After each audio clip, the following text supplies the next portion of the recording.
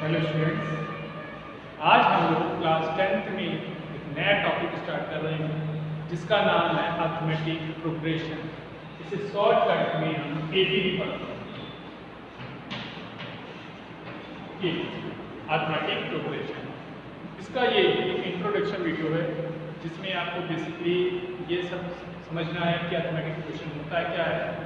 Arithmetic progression से पढ़ने से पहले सबसे हम पहले सीक्वेंस समझते हैं क्या होता है।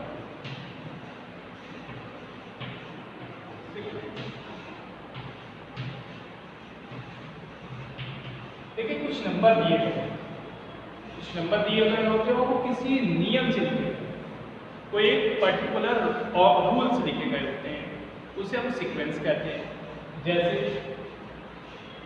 1 2 3 4 एंड 4। दूसरा एग्जांपल ले सकते हैं 3 स्क्वायर 3 to the power 3। तो ये जो भी है, कोई भी नंबर्स हैं किसी भी नियम से लिखे जाए। अगर कुछ नंबर किसी पर्टिकुलर रूल को अप्लाई करते हुए लिखे जाते हैं उसको हम सीक्वेंस कहते हैं। अब इन्हीं सीक्वेंस में अगर हम प्लस या माइनस सिंबल लगाते हैं देन वो सीरीज होता है।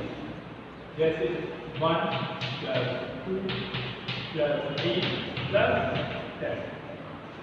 ठीक, मीन्स कहने का है जब कुछ नंबरों को हम किसी पर्टिकुलर रूल के हिसाब से लिखते हैं, डेफिनेट रूल के हिसाब से लिखते हैं, तो वो सीक्वेंस बनती है।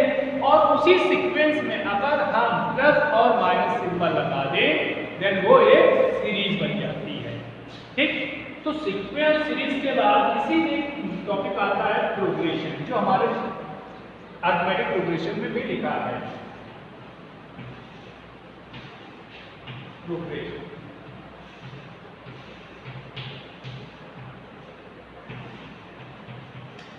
कोई भी सीक्वेंस अगर कोई मैथमेटिकल रूल के हिसाब से लिखा गया है, अगर कोई भी सीक्वेंस किसी मैथमेटिकल रूल के हिसाब से लिखा गया है देन वह प्रोग्रेशन होगा।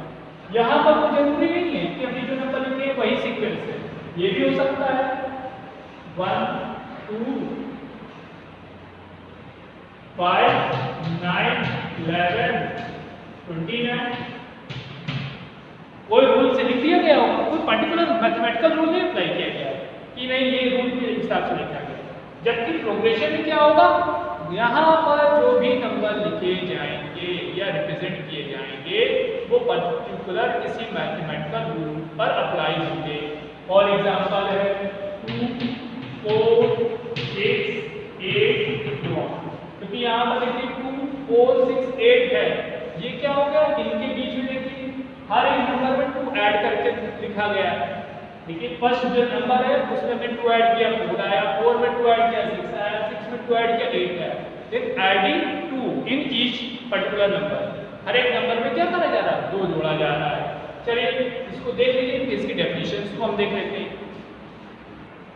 देखिए डेफिनेशन सीक्वेंस की क्या होगी, a list of numbers arranged in a definite order according to some definite rule is called a sequence। कहने का अर्थ है कि कुछ जो नंबर हैं उन्हें अरेंज किया जाएगा किसी निश्चित क्रम में और किसी निश्चित नियम से।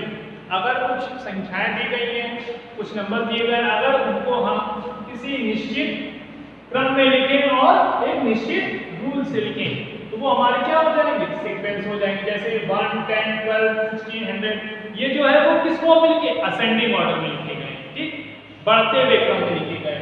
1 2 3 4 क्या है, ये नेचुरल नंबर है और हर एक नंबर के बीच का डिफरेंस कितने का चल रहा है, 1 1 का डिफरेंस चल रहा है। ठीक, अब उन्हीं सीक्वेंस को जब हम प्लस या माइनस के सिंबल के फॉर्म में लिख देते हैं वो सीरीज बन जाती है। तो देखिए सीरीज क्या है, a series is the sum of the elements in the corresponding sequence. जो सीक्वेंस हैं उनके जो सम का फॉर्म लिखा गया है, एडिशन का फॉर्म लिखा गया है या सब्ट्रैक्शन का फॉर्म जो लिखा गया है या प्लस या माइनस दोनों चीजों में के रूप में लिखा गया है, तो हमारे क्या होगी, सीरीज होगी। Each number in a sequence, उस सीक्वेंस का जो हर एक नंबर है और सीरीज या सीरीज का इज कॉल्ड अ टर्म, उसे हम टर्म्स कहते हैं। यहाँ देखिए 1 10 12 16 100 है, 1 2 3 4 है, तो ये क्या है, जो 1 है 10 है 12 ये क्या हो गया, टर्म हो गया। 1 first term, second term, third term, इस तरह का टर्म्स होगा, ठीक। अब प्रोग्रेशन क्या है, दो sequences whose terms always follow certain pattern, किसी निश्चित नियम से, मैथमेटिकल रूल से लिखे जाएंगे तो वो हमारा क्या कहलाएगा, प्रोग्रेशन होगा। वही क्या है, दो सीक्वेंसेस whose टर्म्स अभी बताया आपको कौन से होंगे, each number of in a sequence और सीरीज इज कॉल्ड टर्म, जो हर एक पर्टिकुलर वैल्यू होगी किसी सीक्वेंस और सीरीज की, पर्टिकुलर जो वैल्यू है, न्यूमेरिकल वैल्यू है, उसका जो वो स्थान है उसको हम टर्म कर रहे हैं। तो दो sequences whose terms always follow certain pattern is are called progression, से प्रोग्रेशन कहते हैं। जैसे देखिए 3 5 7 9, तो यहाँ पर क्या दिए, ये दिए गए नंबर दिखाए जिनके बीच में हर जगह पर कॉमन डिफरेंस, मतलब इक्वल डिफरेंस कितने का है, 2 2 का है। तो यहाँ पर हर एक वैल्यू के बीच में 2 2 का डिफरेंस है, या जो फर्स्ट एलिमेंट है उसमें 2 ऐड करने पर सेकंड एलिमेंट मिलता है, फिर इसी तरह से थर्ड फिर फोर्थ, इस तरह के टर्म्स बढ़ते जाते हैं। तो डेफिनेशन लिख लीजिए, फिर इसके बाद अगला टॉपिक बताएं। अब देखिए अरिथमेटिक प्रोग्रेशन, जो हमारा चैप्टर का नाम है और होता क्या है। जब कोई सीक्वेंस के बीच में जो नंबर दिए गए हैं उनके बीच में हर जगह इक्वल डिफरेंस चले, तो जब कोई सीक्वेंस ऐसा दिया गया हो जिसके हर एक टर्म के बीच का जो डिफरेंस है वो हर पोजीशन पर इक्वल हो, तो वो अरिथमेटिक प्रोग्रेशन होता है। और जो वो डिफरेंस है उसे हम कॉमन डिफरेंस कहते हैं। ये समझ लीजिए, जब कोई प्रोग्रेशन ऐसा गिवन हो जिसमें हर पर्टिकुलर टर्म के बीच में डिफरेंस इक्वल हो, तो वह एक अरिथमेटिक प्रोग्रेशन होता है। अरिथमेटिक प्रोग्रेशन होता है जब इसे AP से रिप्रेजेंट करते हैं, और एग्जांपल के तौर पे अगर देखें तो 2 4 6 8 1 3 5 7 1 2 3 4 एंड सो ऑन। देखिए यहाँ पर फर्स्ट टर्म क्या है 2, सेकेंड टर्म क्या है 4, थर्ड टर्म क्या है 6, फोर्थ टर्म क्या है 8, ऐसे ही टर्म्स बढ़ते गए, और हर एक टर्म्स के बीच में देखिए डिफरेंस कितने कितने का है, 2 2 का। यहाँ पे देखिए 2 का, यहाँ भी 2 का, यहाँ भी 2 का। सेम हमने याद रखा 1 3 5 7 है, तो यहाँ भी फर्स्ट टर्म और सेकेंड टर्म के बीच में 2 का difference, second term third term के बीच में 2 का difference, third term fourth term के बीच में 2 का डिफरेंस। यहाँ देखिए 1 2 3 4 ऐसे दिया गया है, तो यहाँ पर भी देखिए डिफरेंस कितने कितने का है, 1 1 का। मींस अरिथमेटिक प्रोग्रेशन होता है उसको हम इस तरह से रिप्रेजेंट कर सकते हैं कि A1 A2 A3 A4 dot dot infinity n terms का। तो इसका जो फर्स्ट टर्म होता है वो क्या है, A1 है, सेकेंड टर्म कितना है A2। अगर हम सेकेंड टर्म में से फर्स्ट टर्म को सब्ट्रैक्ट कर दें तो हमें कॉमन डिफरेंस मिल जाता है, जिसे कहते हैं CD या स्मॉल d से रिप्रेजेंट करते हैं। जब किसी प्रोग्रेशन के ईच टर्म में एक फिक्स डिफरेंस दिया हो, मीन हर एक पर्टिकुलर पोजीशन पर फिक्स डिफरेंस हो, वो हमारी अरिथमेटिक प्रोग्रेशन होती है। उस फिक्स डिफरेंस को हम कॉमन डिफरेंस करते हैं, उसे हम CD से रिप्रेजेंट करते हैं, या D से भी कह सकते हैं रिप्रेजेंट किया जाता है। इसमें आपको ये याद रखना है कि अगर जो प्रोग्रेशन दी गई है उसकी हर एक पोजीशन पर इक्वल डिफरेंस होना चाहिए। ऐसा ना हो कि आप ऐसे लिखा हो 1 2 3 फिर 5 फिर 7, देखिए यहाँ तो 1 1 का डिफरेंस है, बट यहाँ पर 2 का है, यहाँ 2 का, तो ये अरिथमेटिक प्रोग्रेशन नहीं है। चलिए अब इसकी डेफिनेशन भी समझ लेते हैं।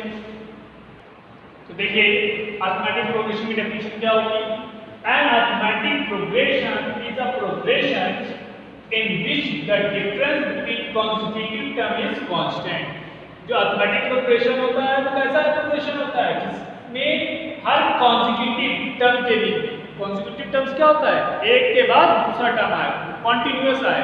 और डिफरेंस उनके बीच में नहीं कि पहला आया फिर छोड़ पीछे छोड़ा फिर आया फिर छोड़ दिया, ऐसे नहीं, कॉन्टिन्यूअस चलता रहो और उनके बीच में डिफरेंस क्या हो, इक्वल, कांस्टेंट हो, कांस्टेंट मतलब फिक्स हो।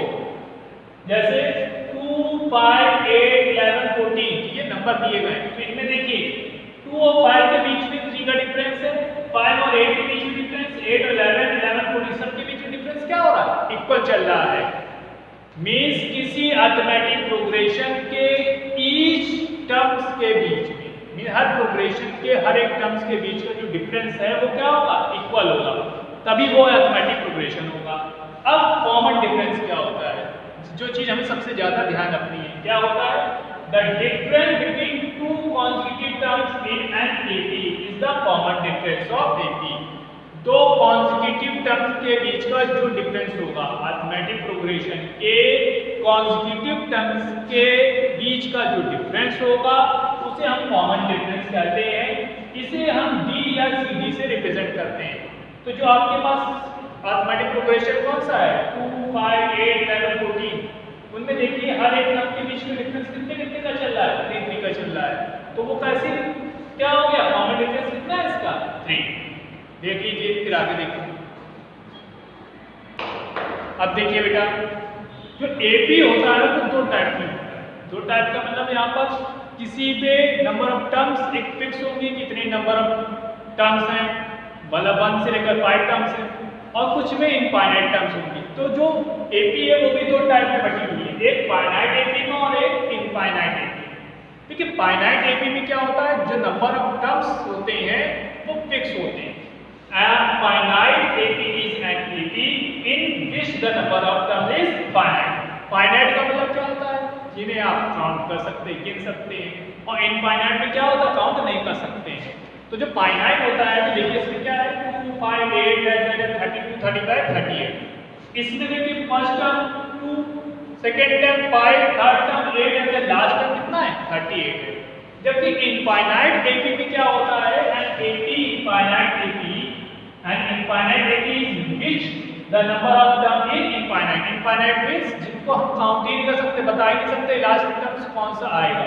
जैसे देखिए 2, 5, 8, 11 एंड so on।